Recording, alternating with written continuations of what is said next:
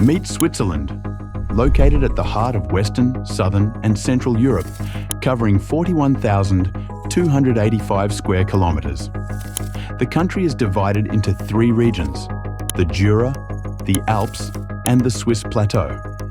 Despite being landlocked with no colonies or direct sea access and natural resources, Switzerland boasts one of the world's strongest economies.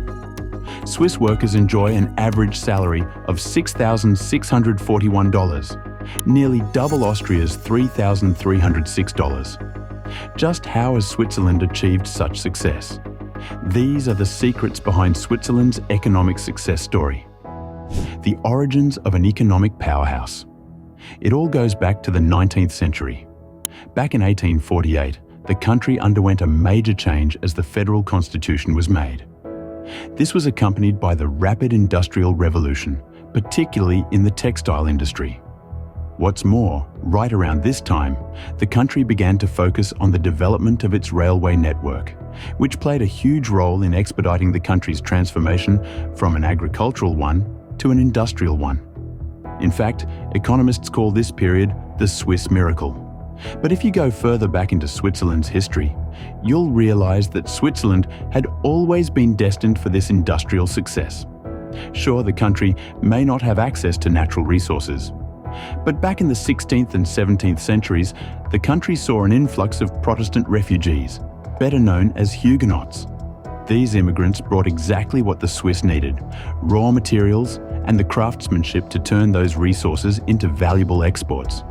The Huguenots were expert watchmakers who introduced the skill of watchmaking to Swiss residents, laying the foundations of the Swiss watch industry. Today, Swiss watches account for 4% of the country's GDP and rank as the third largest export industry. That said, the watchmaking industry is not all that the Swiss have to thank the Huguenots for. These refugees also helped lay the foundation of the country's textile industry. What's impressive is that the country continued to play its cards right in the years that followed, like the post-war period. The post-war period. During World War II, Switzerland maintained a neutral position as war ravaged the globe. However, despite not taking sides, the country was forced to pay clearing credit to Germany, interest-free loans that the Nazis never paid back. Based on this, Switzerland wasn't exactly destined for financial success. However, the situation turned around because of the Germans' gold. You see, Switzerland's neutral position worked in its favour as countries from both sides chose Swiss banks to hold their money. This included the Nazis, who picked Switzerland to watch over their looted gold. However, during the post-war period, no one came to reclaim the German assets, and naturally, the gold went to the Swiss government. And so the fact that Switzerland is geographically disadvantaged poses no hurdles.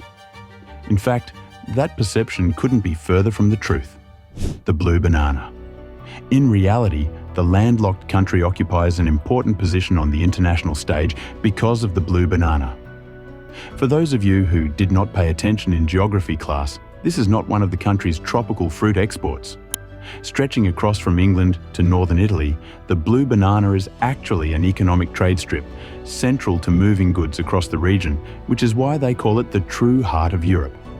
It boasts one of the highest population densities, with more than 100 million people living across the strip. And Switzerland happens to be right in the middle of it. In fact, Switzerland has been enjoying the benefits of being at the centre of this important trade route for thousands of years now. But trade merchants and businessmen are not the only folks interested in the country. Tourism. The country offers some of the most breathtaking scenery in the world, which greatly works to its advantage.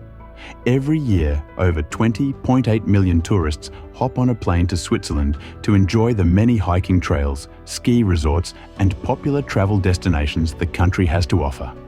In 2019, the country hosted 19.76 million international visitors, recording the highest number of tourists in pre-pandemic years. Of course, this directly contributes to the country's economy. According to a 2022 report, the tourism sector generated 16.6 billion Swiss francs, a 48.3% increase compared to 2021.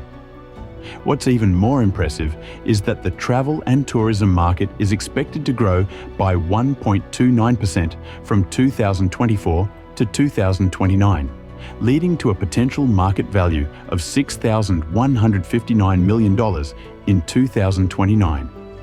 That said, there's something more enticing than the grand Swiss mountains that bring people from all over the world to Switzerland.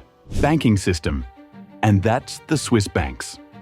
The country's well-established banking sector happens to be its pride and joy. Between the high levels of privacy and the low levels of financial risk, these banks promise a lot for those looking to hide their money. As of 2018, the Swiss banks were estimated to hold approximately $6.5 trillion in assets, accounting for 25% of all global cross-border assets. But why is that the case? Well, compared to other countries, Swiss law does not allow banks to reveal any information about an account, even its existence, unless the authorities get in touch to investigate some seriously illegal activity. And even that's only allowed after significant evidence has been brought to light. And so that's exactly why Swiss banks are considered tax havens for the rich and the wealthy, looking to hide their wealth from the government. Of course, this goes a long way in boosting the country's economy as the banks bring in investment and employment opportunities. According to a 2023 study by BAK Economics, the banking sector is responsible for 5.4% of the jobs in the country. Unfortunately, ever since 2010, Switzerland has been forced to give up bank secrecy for wider EU access. Yet despite the setback, Swiss banks stand tall as a strong pillar of the Swiss economy, generating 9% of the country's GDP. That said, these advantages don't just exist for international businessmen and merchants. Economic freedom. Swiss residents enjoy equal benefits of an open economy. The country's policies encourage every individual to pursue business opportunities without the red tape. So as long as it's not something illegal, anyone can start their own business at any time and without any requirements. Swiss residents are not required to obtain a business license or present necessary credentials for their education. They're also not required to register their business at the start. However, once everything's up and running, they can do so without any repercussions. These lenient policies encourage the population to grab economic opportunities without any hesitation, strengthening the country's economy. And perhaps it's flexible policies like these that give the Swiss its biggest asset, which is political stability.